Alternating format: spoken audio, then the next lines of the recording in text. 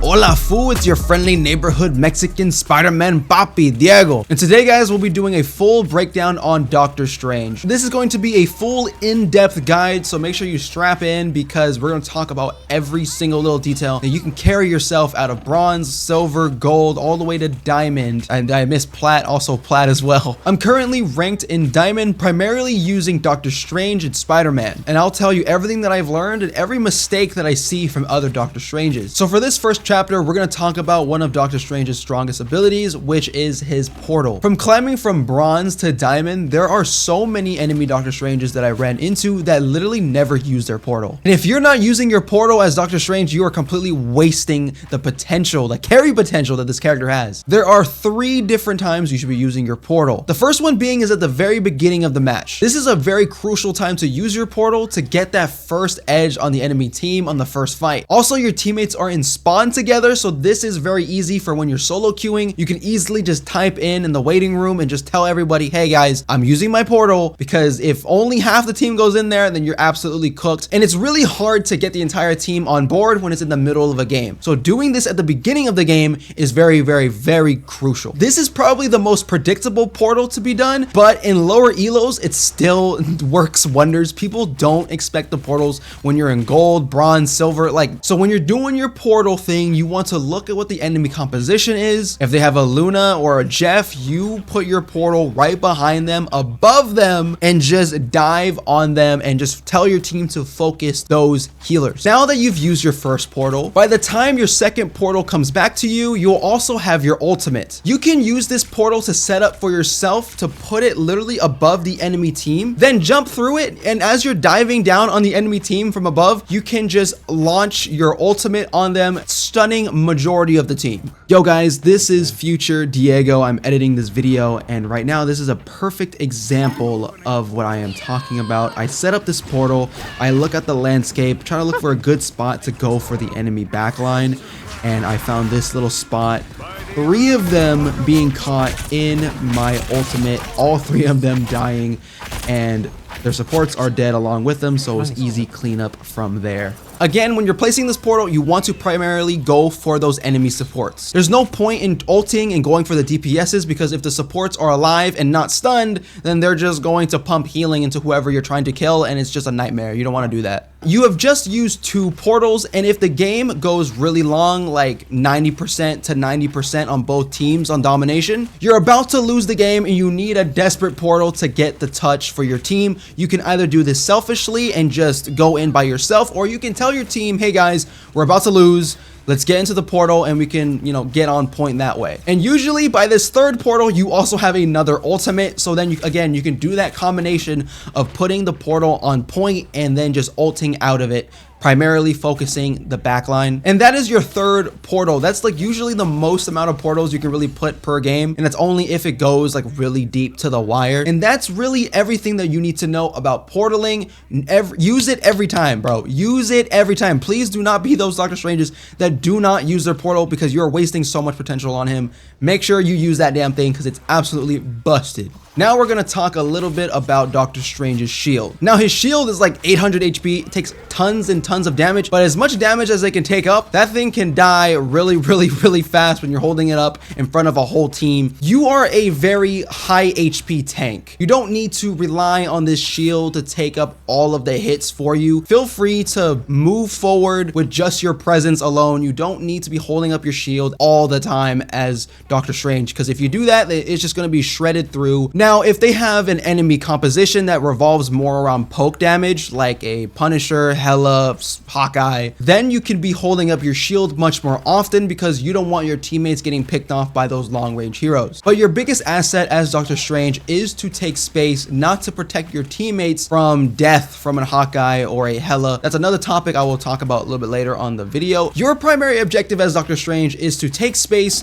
either to push the convoy or to take space to gain the the points on the hill of domination. That is your primary objective, and that's what you're going to be using your shield for. The main time you want to be saving your teammate's life with the shield is when a Hela is ulting and you don't want her to get any kills. You just jump up in the air, hold the shield up. If there's a Iron Man ult, you look around, look where it's coming from, and you try to shield it if you can. When there's an enemy ultimate coming, you want to use your shield. If your teammate is overextending a little much and you just kind of want to help him come back, then yes, you move forward and you use the shield. But the biggest takeaway is that you have to use your shield to take space or to give up space. You don't want to use your shield just to sit there and protect teammates.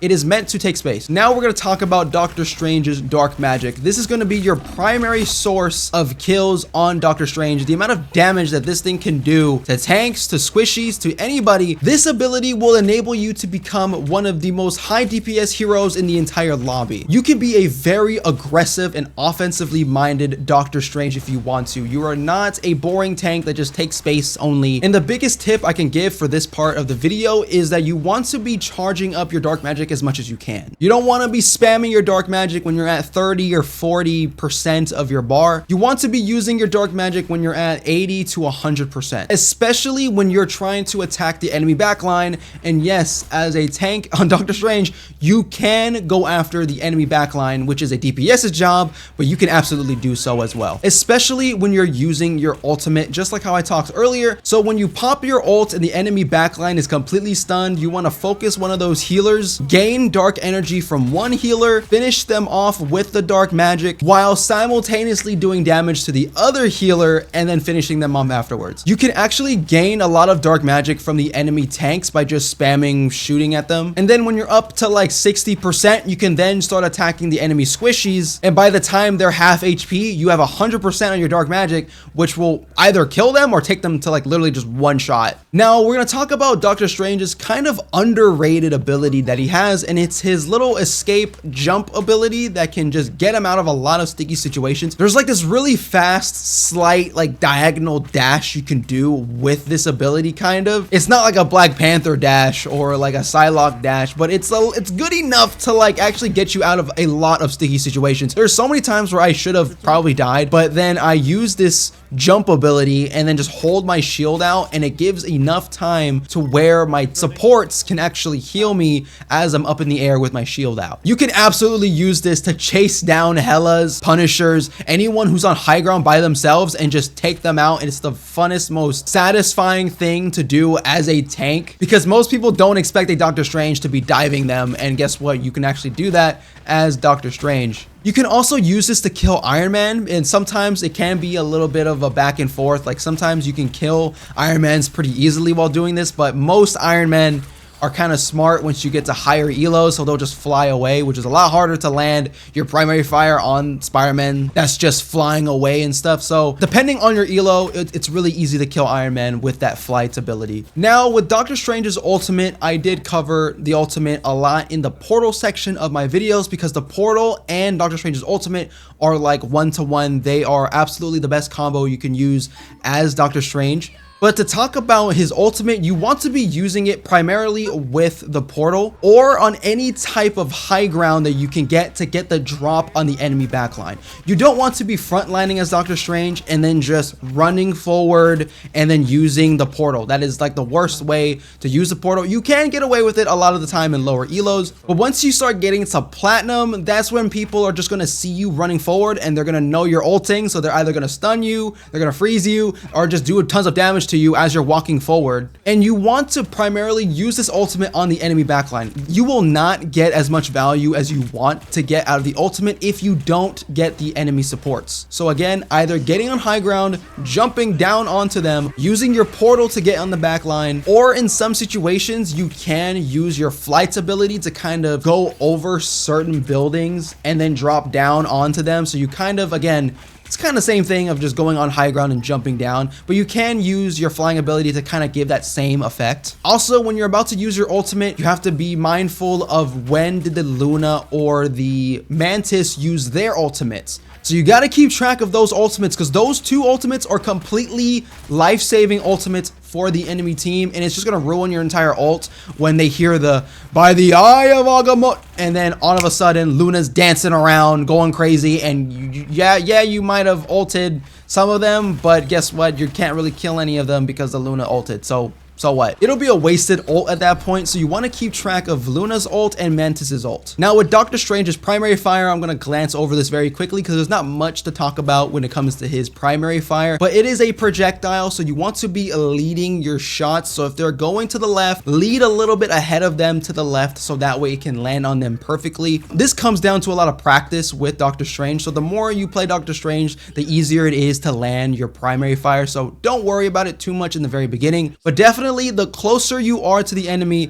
the easier it is to land these projectiles onto them. You can even do a melee afterwards to do some extra DPS if you're in the middle of reloading or they're one shot and you want to quickly take them out. You can also do that as well. The primary fire does tons and tons of damage, so don't underestimate this. It might look a little flimsy when you're throwing it out, but trust me, you will stomp games when you start learning how to aim this primary fire at enemy tanks or at enemy supports. Now we're going to talk about Doctor Strange's playstyle and personally how I like to play him. This is personally my take on how Doctor Strange should be played. This is what's worked for me. This is what's got me to diamond. And that is, you have to take advantage of the amount of survivability that you have as Doctor Strange. When it comes to vanguards, you have one of the most HP and you also have an 800 HP shield. So you have tons of survivability with Doctor Strange. So don't be afraid to be aggressive with him. He is the best hero when it comes to taking space. So you want to play him aggressive, use your shield to give space or to take it, put pressure on the enemy front line by making them back up, and make it a primary objective to actually put pressure on the back line. If you see somebody on the high ground by themselves, you push them every single time. I jump up with my flying ability, I hit them twice with my primary fire,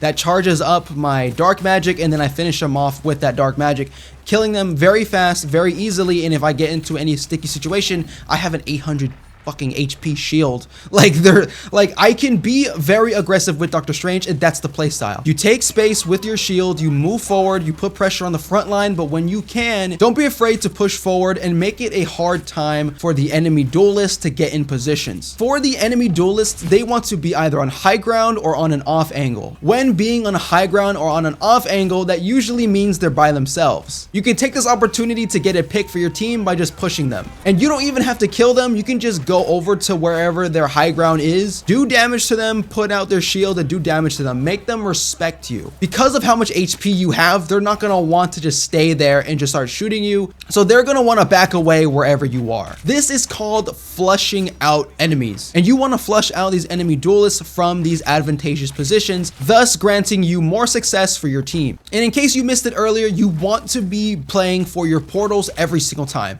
You should be using your portal twice every single match at least, and if the game goes out for very long, you'll be able to use your portal 3 times. Now your ultimate for Doctor Strange is very important, so you want to be grinding out as much damage as possible as Doctor Strange because you want to get your ultimate as fast as possible, because the faster you can use your ultimate, the faster you'll be able to win games, because that ultimate is honestly genuinely a game-winning ultimate when performed correctly. A huge pointer is that Luna Snow or Mantis gets their ultimates faster than you do. So if you get your ultimate, just know that the enemy team probably has a Luna ult or a Mantis ult, so you want to pressure the enemy backline to kind of force out those ults first before you use yours. And that is another great thing about focusing enemy backlines and being aggressive as Doctor Strange, is that you force out these really fight-winning ultimates from the enemy team. You do not want to allow these enemy supports to be using the ultimates whenever they want to. You want to